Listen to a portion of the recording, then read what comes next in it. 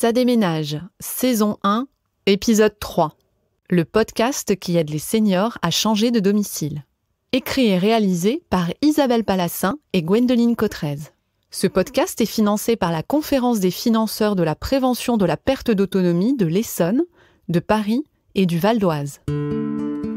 Alternative à l'EHPAD, l'accueil familial, c'est actuellement 18 000 places en France destinées à des seniors ne souhaitant ou ne pouvant plus vivre seuls à leur domicile. À travers les témoignages de Claire, accueillie, Raymond, accueillant, et Clément de la structure 7 familles, nous vous proposons de découvrir ce mode d'hébergement qui met le lien humain au cœur du projet. L'accueil familial est une solution qui existe depuis de nombreuses années. Pourtant, elle est souvent méconnue des familles et des seniors. Des structures comme Famidac ou 7 familles se sont données pour mission de faire connaître cette solution d'accueil des seniors en perte d'autonomie. Cette famille référence 5 000 familles d'accueil en France, soit près de 10 000 places. Clément a accepté de nous parler aujourd'hui de cette solution alternative à l'EHPAD. Est-ce que tu pourrais me donner ton prénom et me dire quel est ton métier ? Alors, je m'appelle Clément, je suis le directeur marketing et communication de l'entreprise 7 familles qui travaille pour trouver des solutions d'hébergement aux personnes âgées, aux personnes handicapées. Super, merci de nous permettre d'avoir plus d'informations sur ta structure. Et j'ai eu la chance d'interviewer une personne qui est hébergée via une solution 7 familles et un accueillant familial. Je voulais savoir quelle est la mission de ta structure, donc de 7 familles. Alors la mission principale de 7 familles, c'est de trouver des alternatives et de proposer des alternatives aux maisons de retraite et aux foyers logements pour les personnes handicapées. L'idée, c'est de proposer des solutions d'hébergement familial, convivial, à taille humaine et moins onéreuses que les hébergements collectifs qui peuvent déjà exister, que tout le monde connaît. Cette famille, nous, ce qu'on cherche, c'est de redonner du choix aux personnes âgées et à leurs proches, puisque c'est bien souvent effectivement les proches qui vont chercher pour les personnes âgées une solution, et les sortir de la solitude dont ils souffrent très souvent en recréant du lien social au sein d'une famille d'accueil ou au sein d'une colocation pour seniors avec donc d'autres personnes et toujours accompagnés d'un professionnel qui est forcément là 24 heures sur 24, 7 jours sur 7 avec eux. L'idée, c'est la convivialité et la sécurité. En termes de solutions d'hébergement que vous proposez, quelles sont les différentes propositions que vous avez au sein de cette famille pour les personnes âgées et leurs familles ? Alors cette famille, on est né d'abord du fait qu'on a créé un réseau national de familles d'accueil, d'accueillants familiaux. Alors le principe de l'accueil familial, c'est pas nous qui l'avons inventé, c'est quelque chose qui existe dans la loi depuis 30 ans. Et le principe est assez simple, ce sont des personnes qui sont agréées par leur département, formés par leur département pour avoir le droit d'accueillir et donc d'accompagner chez eux, à leur propre domicile, des personnes âgées ou des personnes handicapées.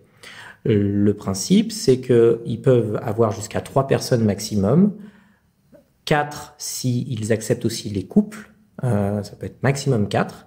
Donc c'est vraiment très très cocon familial, on vit avec la famille de l'accueillant familial, donc avec ses enfants, avec son conjoint, donc c'est très vivant et on est effectivement dans un cadre beaucoup plus apaisé, beaucoup plus familial et convivial puisque chacun a sa chambre et participe à la vie commune de la famille. Donc ça, c'est notre premier métier, c'est de mettre en relation finalement les personnes qui cherchent une solution d'hébergement autre que la maison de retraite ou que le foyer pour handicapés et ces accueillants qui sont pas connus, soyons très clairs, et qui bien souvent ont du mal eux aussi à trouver des personnes à héberger et à accompagner. Donc voilà, notre premier métier, c'est de mettre en relation sur ce beau métier et cette solution d'hébergement qu'on pense être vraiment une belle alternative et qui répond aux envies et aux besoins des gens.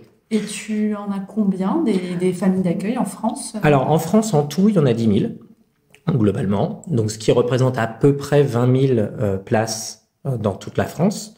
Nous, le réseau 7 familles, c'est la moitié, donc on en a 5 000 chez nous. Et donc, ça représente du coup à peu près 10 000 places dans toute la France. Donc, comme je vous le disais, le maximum, c'est 3 personnes dans une famille d'accueil, mais on le sait bien, globalement, en moyenne, on est à 2 personnes. Les personnes ont 2 chambres à proposer. Donc, on arrive à cette moyenne à peu près de 2 personnes par accueillant. Et donc, il y a une autre solution qui a été développée par cette famille. Voilà, donc alors on a effectivement on a voulu aller plus loin, trouver d'autres solutions encore, et on s'est tourné vers la colocation senior. Donc là, désormais, ce sont des biens et des hébergements qui appartiennent à cette famille, puisque les accueillants sont des indépendants, hein, ils sont chez eux. Hein. Donc là, désormais, les colocations seniors, ce sont des villas 7 familles.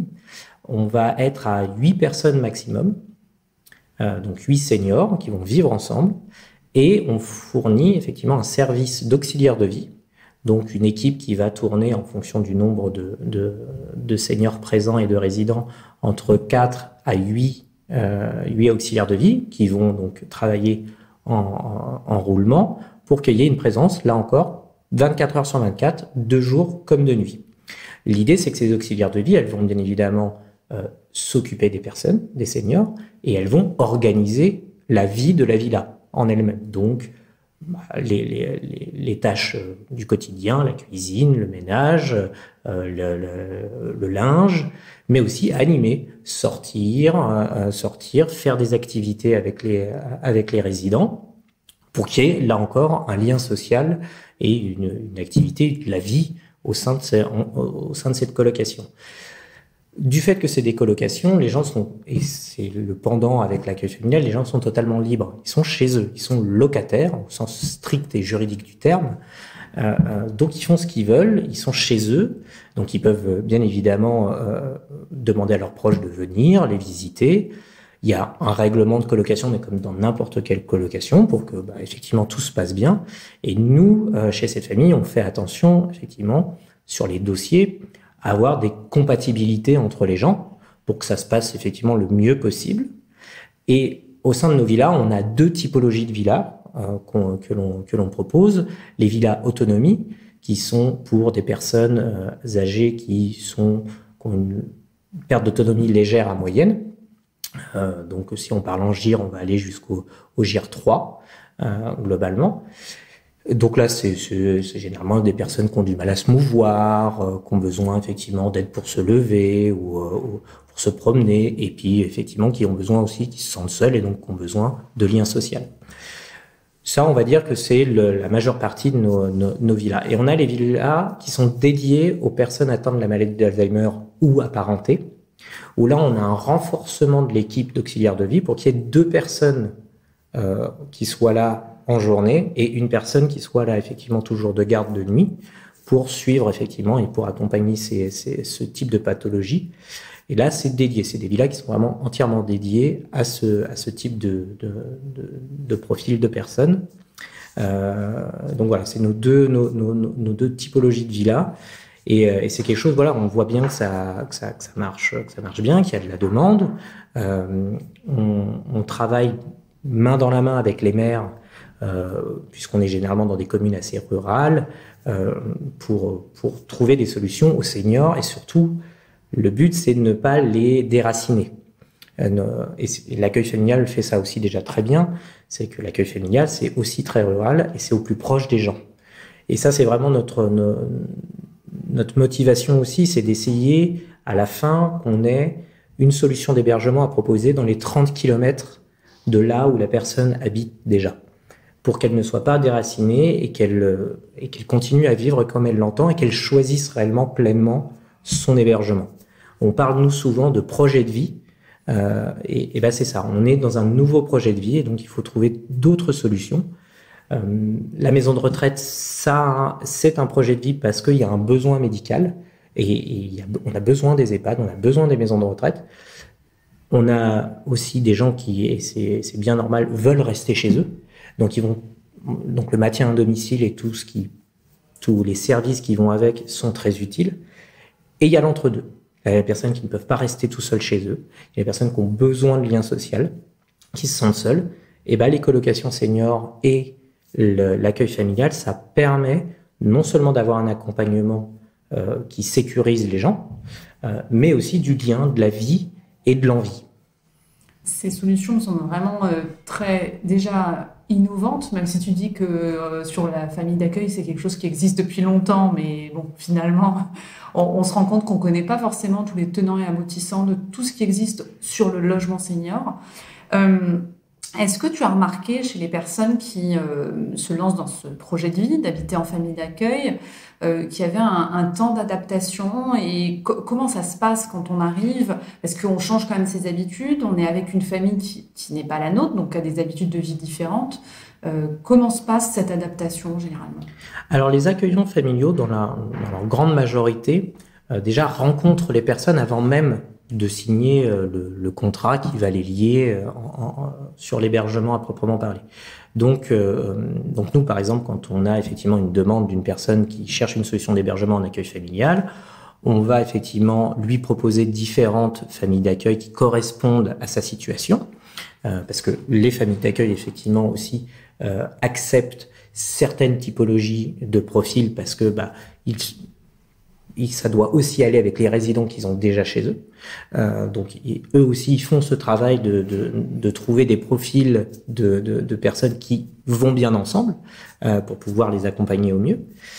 Donc une fois qu'on a proposé aux différentes familles d'accueil si elles étaient intéressées par le profil d'un futur résident, on indique aux résidents les accueillants. Il choisit ceux qui l'intéressent et ensuite il va les rencontrer. L'accueillant va les rencontrer. Un certain nombre d'accueillants vont directement même se déplacer au sein du domicile de la personne pour vraiment commencer à avoir un lien, une relation, discuter avec elle, savoir qu'est-ce qu'elle attend, qu'est-ce qu'elle souhaite dans sa vie quotidienne et commencer aussi à expliquer comment ça se passe dans cette famille d'accueil, quels sont les rythmes, quelles sont les règles qui sont déjà établies avec les autres résidents et avec le reste des membres de la famille. Et ça arrive assez régulièrement, alors pas tous, mais c'est très majoritaire quand même. Les accueillants peuvent proposer de faire un essai, tout simplement. Alors, je précise, c'est un essai payant, c'est pas je le précise, mais un essai temporaire de venir dans la famille, de passer une semaine et de voir si ça se passe bien et si on est intéressé. Si on est intéressé, on passe sur du permanent si c'était le but de la manœuvre et ça se passe très bien. Et bien évidemment, on peut arrêter. Ça aussi, c'est important. Hein. Vous êtes quelque part locataire, concrètement, en famille d'accueil, et donc vous pouvez arrêter. Vous avez un contrat. Si vous rompez le contrat, vous aurez effectivement, dans un certain nombre de cas, à payer des frais pour la période que vous ne continuez pas. Mais en soi, vous partez quand vous avez envie de partir. Donc il n'y a pas de restriction là-dessus. Il y a juste un contrat. C'est un contrat de gré à gré entre l'accueillant et son résident, avec des clauses classiques de contrat, avec la rémunération, etc., et des clauses de sortie. Ce que nous, on conseille, c'est évidemment de bien notifier sur ce contrat ces informations d'entrée, de sortie, pour que ce soit clair pour tout le monde, qu'il n'y ait pas de non-dit. Et comme ça fonctionne très bien. Mais on a très très peu de problématiques entre les accueillants et les résidents. Parce que on est quand même dans de l'humain, on est dans du relationnel et globalement, soit ça match tout de suite et il n'y a pas de problème, soit effectivement ça correspond pas ni à l'un ni à l'autre et les gens ne vont pas plus loin simplement parce que c'est pas ce qu'ils attendent. Et c'est là-dessus nous qu'on cherche vraiment à trouver le plus de solutions possibles parce que on a bien conscience que chaque individu, la famille d'accueil numéro 1, elle peut ne pas l'intéresser, ça peut ne pas lui le feeling se fait pas, mais la famille numéro 2, oui. Et après, il y a des contraintes très classiques de zone géographique, de lieu, de se rapprocher soit de ses proches, soit de rester effectivement dans son bassin de vie actuel. Et ça, on a une équipe de coordinatrices qui travaillent là-dessus tous les jours pour effectivement trouver la solution la plus adaptée aux besoins, parce qu'il y a le besoin, c'est-à-dire trouver une solution d'hébergement avec un accompagnant qui sait gérer tel type de pathologie. On parlait d'Alzheimer tout à l'heure. Il faut que le professionnel il soit apte à gérer ce type de pathologie et qu'il l'accepte aussi, parce que avoir une personne Alzheimer chez soi au sein de sa propre famille, on peut ne pas avoir envie, tout à fait. Donc c'est vraiment un travail pour nos équipes de vraiment concilier le besoin, l'envie et les solutions qui existent et qui sont disponibles. C'est super. Finalement, on fait un peu le même métier. C'est essayer de faire connaître des solutions d'hébergement et de faire en sorte que les seniors soient dans le lieu de vie le plus agréable possible. On va parler d'une petite chose qui fâche, les sous. Bien sûr. Financièrement, comment ça se passe? Quels sont les coûts? Moi, je connais déjà la réponse, mais je sais que, a priori, c'est quand même un peu plus intéressant que d'autres solutions d'hébergement pour les personnes dépendantes, en tout cas. Alors, l'accueil familial, très clairement, on va parler en reste à charge, parce que c'est ça qui est important à noter. Le reste à charge moyen en accueil familial, c'est 1 100 €. Donc, très clairement, c'est 2 fois, voire 2 fois et demi moins cher qu'une place en maison de retraite. Et dans un cadre qui est plus convivial, en tout cas plus libre Par contre, il est moins médicalisé, même si l'accueillant a le rôle de coordination des soins, donc c'est-à-dire c'est lui qui va s'occuper que l'infirmier passe le matin pour faire la toilette, par exemple, pour faire le suivi des médicaments, faire le pilulier, etc. Ou effectivement faire venir le médecin quand il y a besoin de le faire venir, etc. Donc il y a ce rôle-là, mais après quand c'est des pathologies lourdes, effectivement, l'accueil familial ou la colocation senior ne vont pas être pertinents pour ce genre de domaine, même si en accueil familial, on a beaucoup de gens qui continuent, c'est-à-dire qui arrivent avec une perte d'autonomie moyenne, et puis l'âge faisant, ça se dégrade et reste en accueil familial. Et là, l'accueillant met en place le suivi médical qui va. Donc 1 100 € par mois en reste à charge. Donc quand on parle de reste à charge, c'est-à-dire que c'est bien après toutes les aides sociales que la personne âgée ou la personne handicapée a le droit, plus le crédit d'impôt, puisque nous sommes en gré à gré dans la situation du particulier employeur, donc il y a un crédit d'impôt de 50%. Donc c'est très avantageux. En colocation senior, il y a un petit peu moins d'aide. Il y a un petit peu moins d'aide, puisque les colocations seniors ne sont pas conventionnées par l'État. Donc du coup, il y a un petit peu moins d'aide de ce côté-là. Néanmoins, on est, nous, à une moyenne de 1 500 €, tout compris. C'est aussi ça qu'il faut bien entendre, c'est pareil pour l'accueil familial. Quand on dit 1 100 € pour l'accueil familial, 1 500 € pour les colocations seniors, c'est tout compris. Nourri, logé, blanchi, accompagné. Donc, on est là encore 1 000 € de moins en moyenne qu'un EHPAD ou qu'une maison de retraite ou qu'un foyer. Donc ça reste très